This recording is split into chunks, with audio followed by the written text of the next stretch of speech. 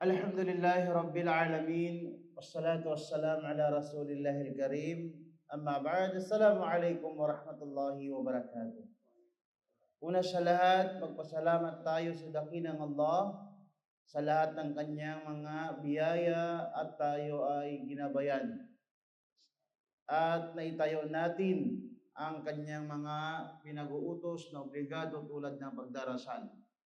Higit sa lahat, pinili tayo ng Allah subhanahu wa ta'ala na isa pamuhay ang kanyang katuruan at ang turo ng Islam. Mga kapatid sa Islam, may mga bagay na akala mo simple lang pero ito ay malaking gantimpala sa kabilang buhay.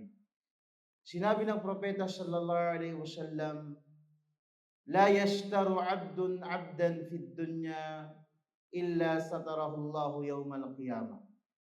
Ito'y napakalaking bagay, mga kapatid sa Islam.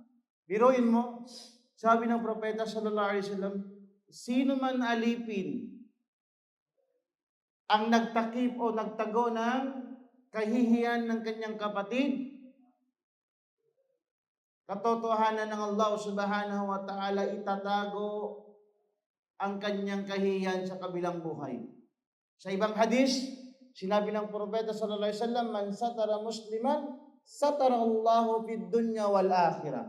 Kung sino man ang pinagtakpan niya ang kahihiyan ng kanyang kapatid, pagtatakpan ng Allah subhanahu wa ta'ala ang kanyang kahihiyan dito sa mundo hanggang sa kabilang buhay.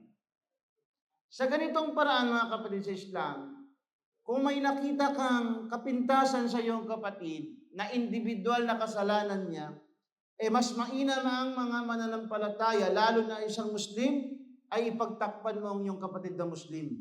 Dahil isa yung karapatan niya sa atin. Huwag natin hilantad o huwag natin ipakalat ang kanyang kahihiyan. Pagkos tinuro ng propeta sallallahu alaihi wasallam, itago nyo o pagtakpan nyo ang mga kasalanan ng mga kapatid nyo. Dito, hindi lahat ng kasalanan na pwede natin pagtakpan. May mga kasalanan din na kailangan talagang isumbong o ipagsabi sa mga otoridad na kung saan ang kasalanan na yon ay nagdudulot ng kasiraan ng community o nagkasiraan ng ibang tao tulad ng pagbebenta ng bawal, ng shabu, na hindi mo pwedeng itakpan ng itago mo. Pagtakpan mong kapatid, hindi. Kailangan ipagsabi mo, pagpaalam mo sa mga may otoridad. Hindi lahat ng kasalanan ng isang Muslim ay pagtakpan natin. May mga kasalanan na nag-epekto sa lahat ng lipunan, hindi yung pasok sa hadis.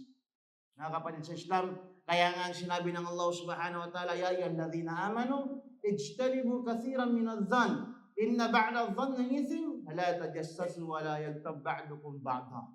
Sinabi ng Allah subhanahu wa ta'ala, o kayong mga mananampalataya, iwasan ninyo ang paghinihinala, pagmamanman, dahil ang karamihan sa pagmamanman, paghihinala ay kasalanan, at huwag niyong pag-usapan, siraan, ilantad ang mga kapatid niyo na wala sila dyan. Kaya mga kapatid sa Islam, ang Islam ay nagtuturo ng napakagandang asal.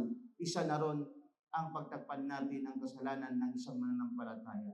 Naway tawfikan tayo ng Allah subhanahu wa ta'ala. Assalamualaikum warahmatullahi wabarakatuh.